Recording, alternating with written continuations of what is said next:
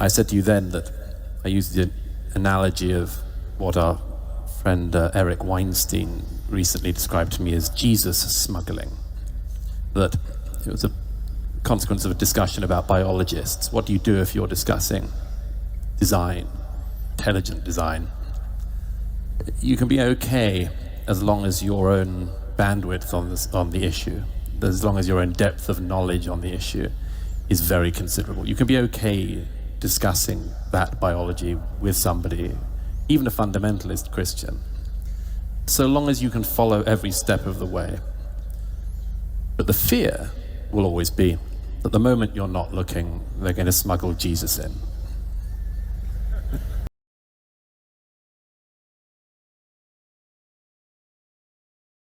The relative import and of those two domains, let's say the poetic and the fictional and the rational. And the status of religion now in that. Well, I have a hard time reconciling that to some degree with your more, what would you say, formal statements about the problem, because your mechanism, the mechanism that you put forth above all, outside of truth, is rationality. And it isn't clear to me if you're willing to allow the utility of spiritual experience, which you do, and if you're willing to make, what would you say, allowances for the necessity of the poetic imagination, exactly how it is that is also encapsulated under the rubric of pure rationality. Let's see, and here's something, you can tell me what you think about this, and I've been thinking a lot about what Sam and I have been talking about, by the way. So I'm making the case in my writing that democratic institutions not only grew out of the Judeo-Christian substrate, but that they're properly ensconced within that substrate. But I'm also perfectly aware that not every religious or poetic system gives rise to democratic institutions, first, and also that there are Christian substructures, maybe the most obviously in the case of the Russian Orthodox Church, right, where the same metaphysical principles apply, but out of which a democracy did not emerge. And so it does seem to me that what we have in the West is the consequence of the interplay between the fantasy-predicated, poetic Judeo-Christian tradition and the rational critique that was aimed at that by the Enlightenment figures. And that seems to me to mirror something like the proper balance between the right hemisphere and its poetic imagination and the left hemisphere and its critical capacity. And then I would say that part of the way, so one of the questions you brought up was, how do we decide which, let's say, religious intuitions are valid? And I think we do that in part through negotiated agreement, because people have, look, even among the Catholics, say in the medieval time, there was an absolute horror of heresy. So if you were some mendicant monk and you had a profound religious vision, the probability that you were going to be tried as a heretic and burnt at the stake was extremely high, because even the gatekeepers of the religious tradition realized that religious revelation untrammeled by something like community dialogue, something like that, was something of extraordinary danger. And so I would agree with you that the poetic imagination and the ground of religious revelation is something that can lead people dangerously astray. But I would say at the same time that it constitutes the grounds of our initial exploration, and that it's actually ineradicably necessary. Okay, well, I'll briefly address that, and then I want to ask a question that brings Douglas directly in here. I think this is an instance of what's called the genetic fallacy, the idea that because something emerged the way it did historically, as a matter of historical contingency, it is good, the origin is in fact good and worth maintaining, or that it was in fact necessary, that we couldn't get these good things like democracy any other way, or were unlikely to. And I would say that there's no Abrahamic religion that is the best conceivable womb of democracy or anything else we like, science. That's a great place to get Douglas involved. Yeah. So, but I would just add one other category of thinking here. We have what we think is factual and methods by which we derive facts. And I would put rationality there and an empirical engagement with reality. Then we have other good things in life, like fiction and flights of fancy that are pleasing for one reason or another, and could be generative toward the first category.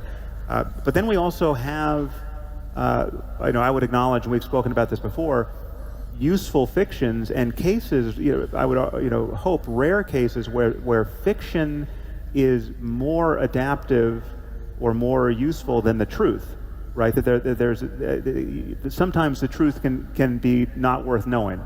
And I would argue that there are those cases, okay, but they're few and far between. We should focus on that to some degree. Yeah, so I wanted to point to Douglas here and focus on that, because I think your fear, Douglas, is that my style, or Richard Dawkins' style, or Christopher Hitchens' style of anti-theism, just let's just throw the vicars from the rooftops now, because it is time to end this thing. Not literally. Get off Twitter now, but. That's a hashtag, if ever I heard one. Yes.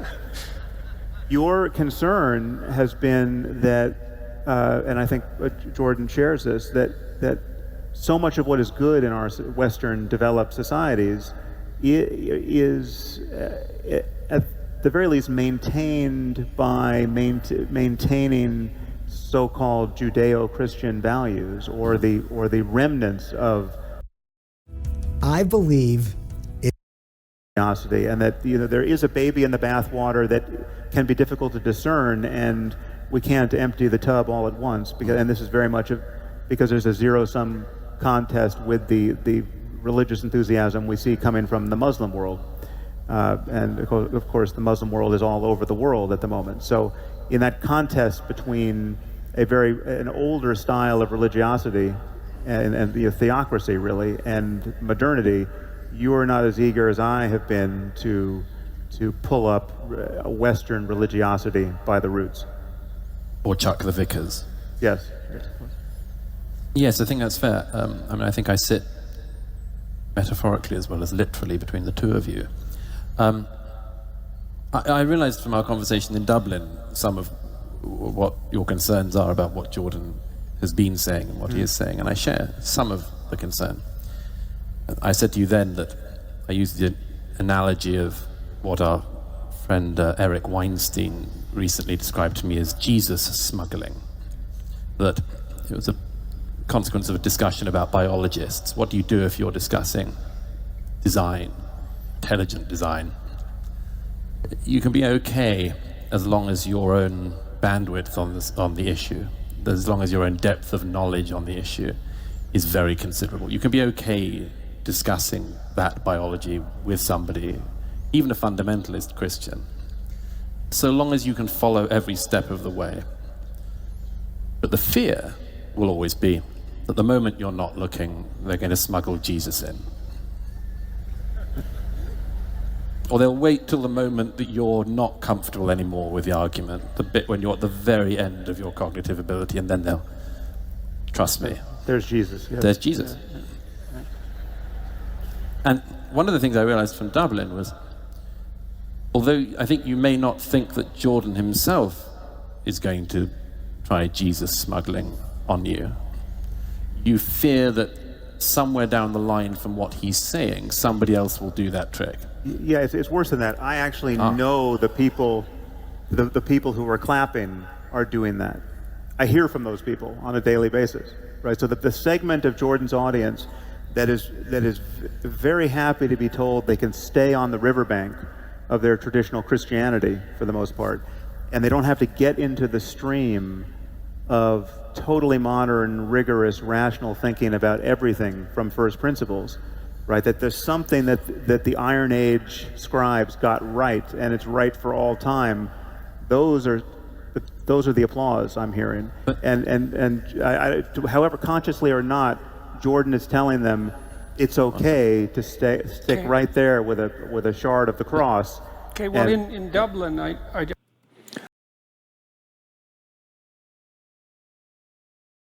Wow, talk about the intellectual firepower on the stage there in London that night. Incredible, folks.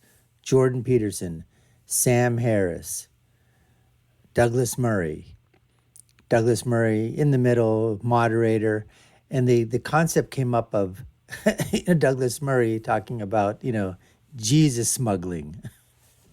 And then Sam Harris talking about, chucking the bikers, off the rooftops or whatever.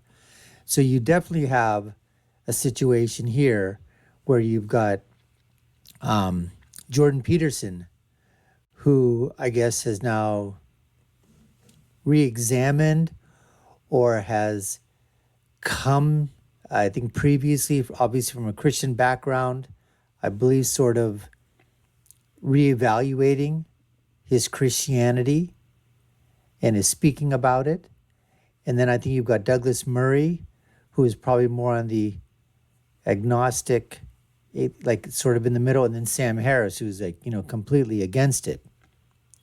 And so the whole fact of the matter, as far as I'm concerned, is what these three were basically, the essence we're boiling into, is that I believe that Jordan Peterson is saying that we shouldn't just throw everything out, that even superstition has a place in society.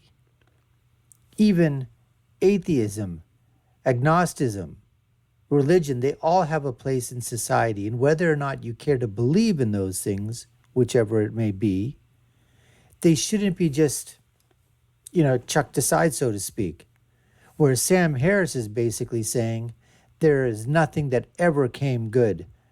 If I distill it down, Sam Harris' position, I mean, he may say that that's not true, but I firmly believe, it's my opinion, that Sam Harris's position is that really nothing really came from religion, because there was no religion to start with. This is all just fabricated stuff. There was just man-made stuff. So when they're talking about civilizations or democracy coming out of, the bosom of Judeo-Christian philosophy, Judeo-Christian thought, to form these democratic institutions that we now live in, Sam Harris basically says, I don't think that's true at all. There was nothing theocratic about the democratic institutions that came up. It was all coming through the Enlightenment period, and everything else were all stories, from the common man or even from those within the so-called establishment church of the time. Anyways, just some food for thought. Very powerful insights from these three intellectual giants, so to speak. And like I said, we can agree with their opinion. You don't agree with him. I don't agree with Jordan Peterson on a lot of things. I don't agree with Douglas Murray on a lot of things. But I would say I agree with Jordan Peterson on probably, I'd say 90% of the things. Douglas Murray, I agree with 90% of the things. Sam Harris, I don't know where my percentages would be, but I don't know right now. If you had to ask me a number of things that I believe in Sam Harris, or I'd lean to some of his positions, 15, 20% maybe, only because of his views on religion are pretty contrary to what mine are. Anyways, folks, we appreciate you taking the time to watch. You've been watching the Dr. Nasir Shaikh Show. I've been your host. My name is Dr. Nasir, and if you haven't done so already, we'd love for you to subscribe to the channel. Smack that button if you would. We'd certainly love it, only if we've earned it and you like our content. Check out our other videos here and below. I'll leave with my final thought, which is, when you're right, you're right, and when you're left, you're wrong. Until next time, folks, take care and stay safe.